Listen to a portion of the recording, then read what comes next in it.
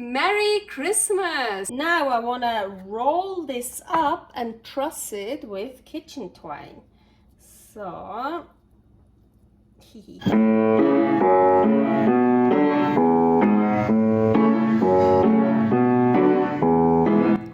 Carnivore Girl's Creative Carnivore Kitchen. No plants, no dairy, the next level cooking show. Carnivore recipes with meat, fish, seafood, eggs, gelatin, flavored seltzer, water, and salt. From super easy to complicated, from quickly done to many hours in the kitchen. I always say everybody's body and brain are different, and you gotta figure out what works best for you. The carnivore lifestyle has tremendous benefits, healing effects, and is the best elimination diet. There are many different ways how to do carnivore. I found a way that momentarily works the best for me. In this cooking show, I'll show you it doesn't have to be boring and can be very creative, delicious, and fun. I already created so many carnivore recipes on Instagram at karnivorgirl, and I have this never-ending list on my phone with tons of ideas. My brain is a gift and a curse. Have fun with this episode!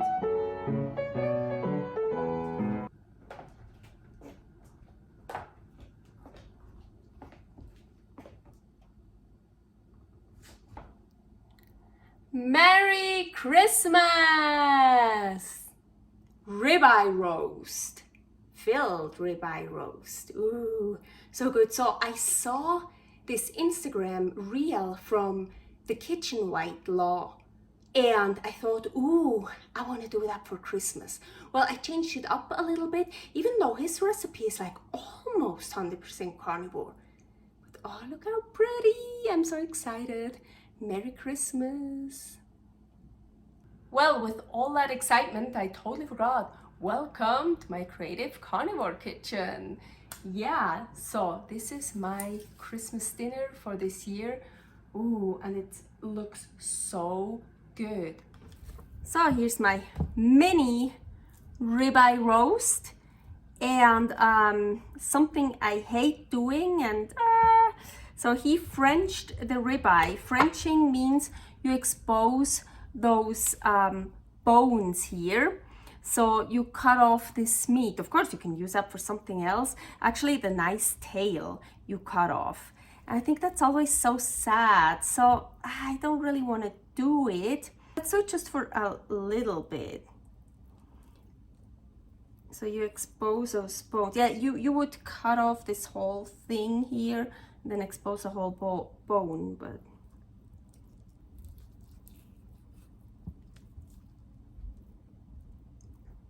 it's actually the nice fat you cut off. I think Frenching is so sad.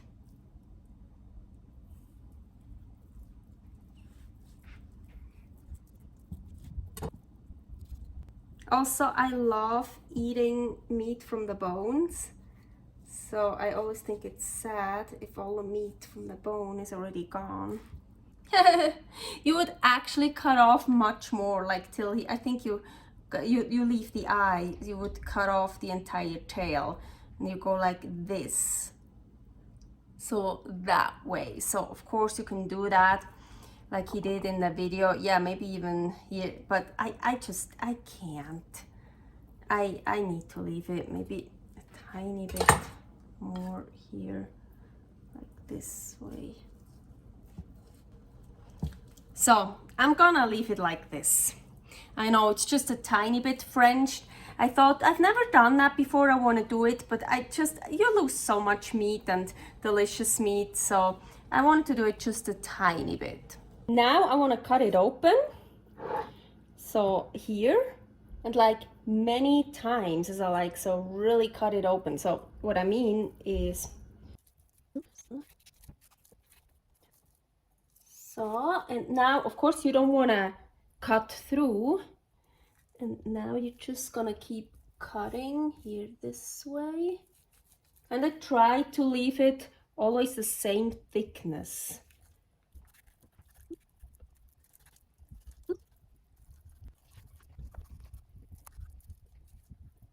I just got a great idea. So in the video, he uses a dry aged tallow. He spreads all over, what sounds great, but what I don't have right now. But here I have all the ribeye fat I just cut off. There was also a bit more meat on it, but I already ate that. I'm hungry. So I'm gonna put that on instead of the tallow. That is so cool. But first I want to add some salt, and I have here smoked salt, and I smoked those myself. Here, I think it's here, yeah, is the recipe for that, how I smoked those salts. So I have pink Himalayan salt, coarse and fine. I have Mediterranean sea salt, coarse, and just canning salt. And I smoked all these, and they are actually really smoky. Maybe not as smoky as the ones you buy that are so hideously expensive.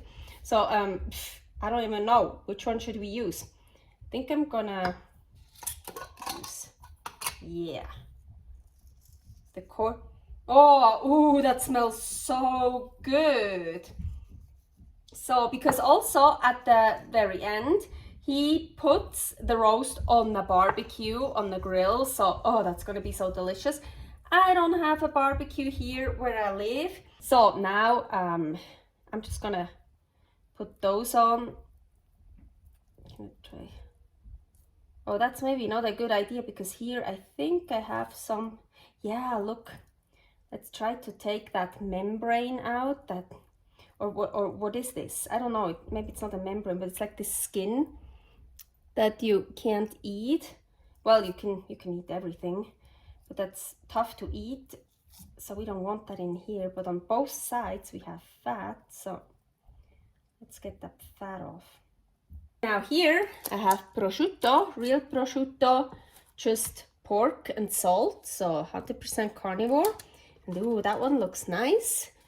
So I think what he does is he puts some spices on it, then prosciutto, then something in between, I think spices or so, and then, no, cheese, and then prosciutto, and yeah, a whole bunch of spices around. But so it's pretty carnivore what he did.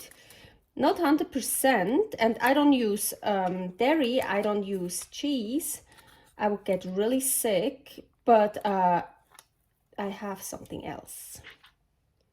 Ooh, look, that one looks really nice. So he puts it down this way because he has actually 3 bones, so this is perfect for 3 bones, so we're gonna do it this way. And prosciutto is very salty, so I don't have to, I added salt underneath the fat, that's good, so I don't have to add any salt on top of the prosciutto.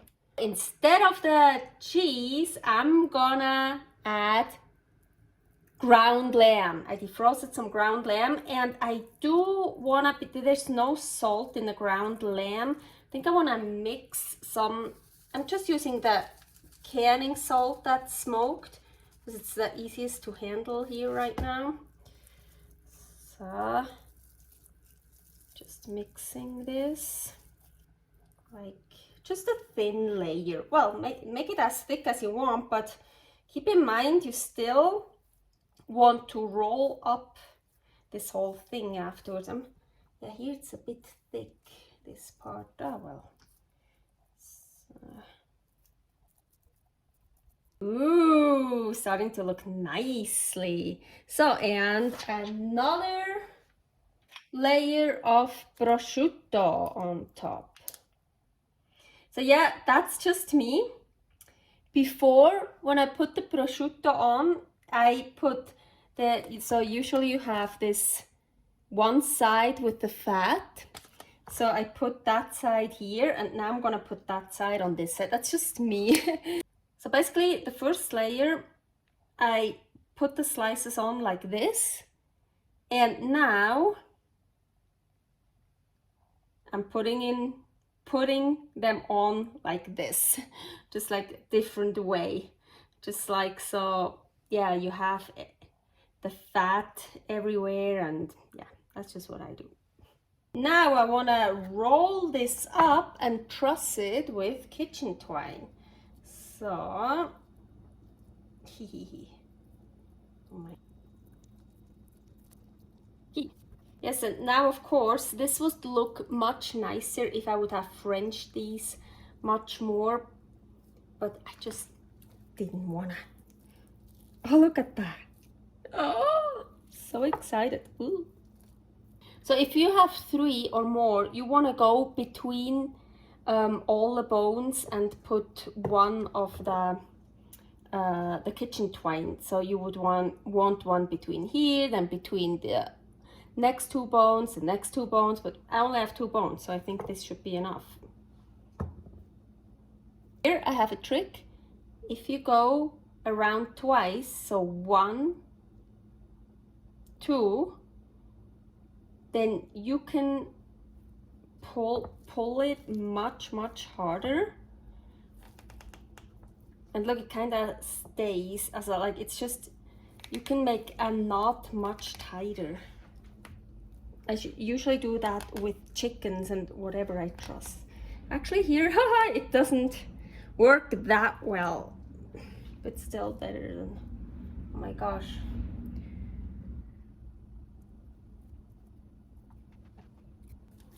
Oh, ooh, what a Christmas feast that will be, huh? Okay. Now he just puts a whole bunch of spices around it. Of course, you know me, I don't do that. But I'm gonna put a whole bunch of salt around it. And I just realized, I forgot, preheat the oven. So preheat the oven to 500. So I think we also need some Mediterranean salt. We're just gonna use all of the salts. Here, the fine Himalayan I haven't used yet.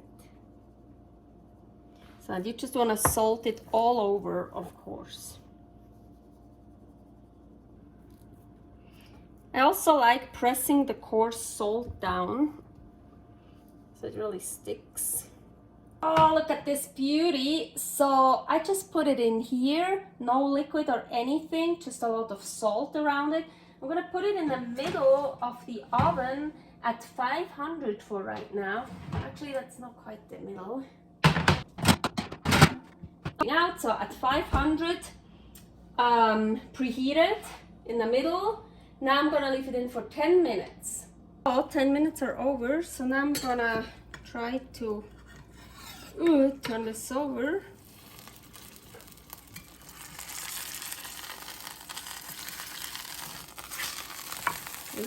So I'm gonna put it back into the oven, and then I will set the temperature down to 350, and I will leave it in for, well, however long you want. It depends how much done you want it. You can put the meat thermometer in it to see the internal temperature. I don't know yet for how long I'm gonna leave it in, honestly. Also, of course, it always depends how thick it is.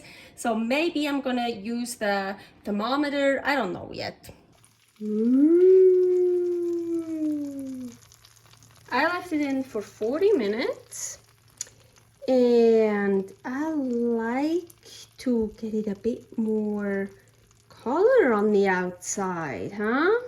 LeTorch, yes, yellow, MAP gas. This is propane, what I usually use. MAP gas is much stronger. This is what I use when, I mean, it's already cooked the way I want. I just want the outside. So this goes faster. This is more power. Rawr, rawr, rawr.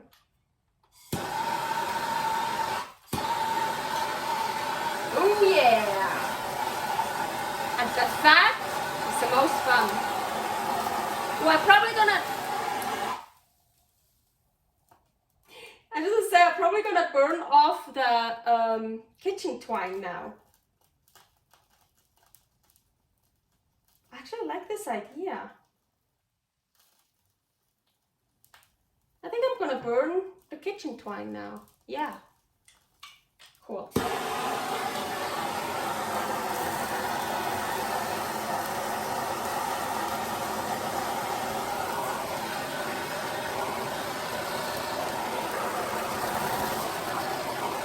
Be careful not to overdo it because it's so much fun, because it's so cool, and because you just pose for a picture, for a video, and you're on the fat because that gives you the most flames. It's so cool. And it turns black. A little bit black is okay. Oh, I almost forgot. I actually have, what do I have here? I have 3 different kinds. Salt Snowflakes. Here is a recipe for that. So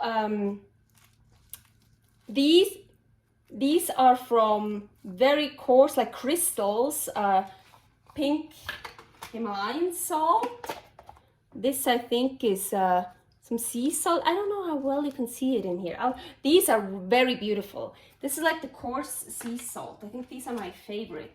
And here is like, I think this is canning salt, so very fine. Ooh, so they're a bit delicate. So, ooh, I see a good one. Ooh, I think that one. Ooh, it looks so pretty. So it didn't burn the twine off. Oh no, it's still totally attached. Oop! Oh, one of the pretty snowflakes. So, well, now we kind of have to destroy it anyways. So let's take this off.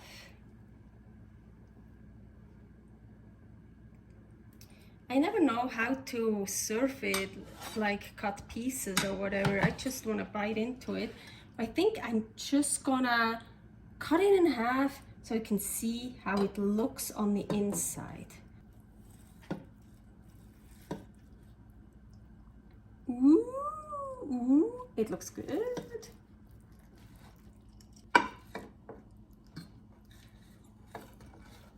Ooh, I think for me that's perfect because it looks like it's still kind of raw in the middle, what I like. Well, it's warm. No, it's not. It's like very rare. Oh, yeah, look.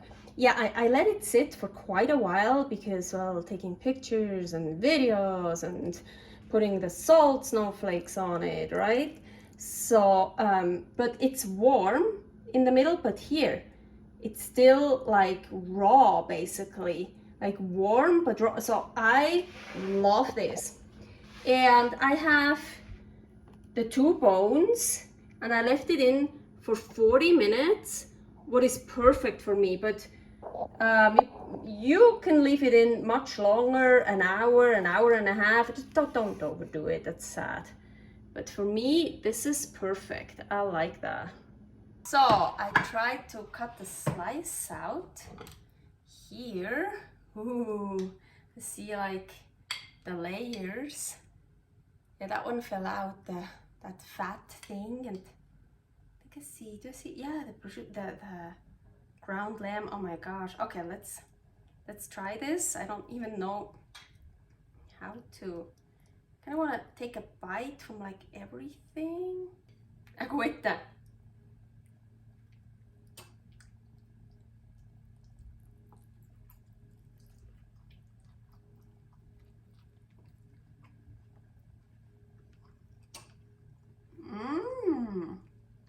Actually has enough salt. Taste the lamb.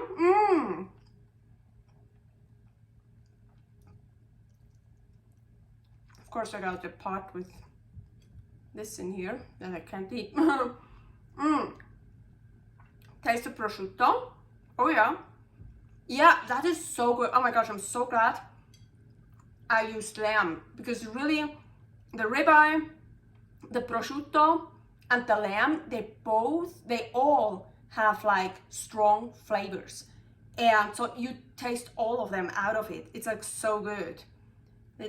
Here's like fat. And that fat layer, oh yeah. What a Christmas feast. I love it. And again, I know this is probably for most of you people way too underdone. Just leave it in much longer. I just rather underdo it than overdo it. And I like meat raw. I really like, well, I don't want this completely raw, but so for me, when I overdo it, it's really, really bad. And this, I love it this way. This is so good. Enjoy your Christmas. Be merry. Stay healthy. Take care. Take care of you and your family. And stay healthy. Servus. Thanks for watching. If you try out this recipe, please tag me and let me know how you like it. Subscribe, share, like, comment, follow me on Instagram @karnivorgirl. See you next week in my next episode of Carnivore Girl's Creative Carnivore Kitchen. No plants, no dairy, the next level cooking show.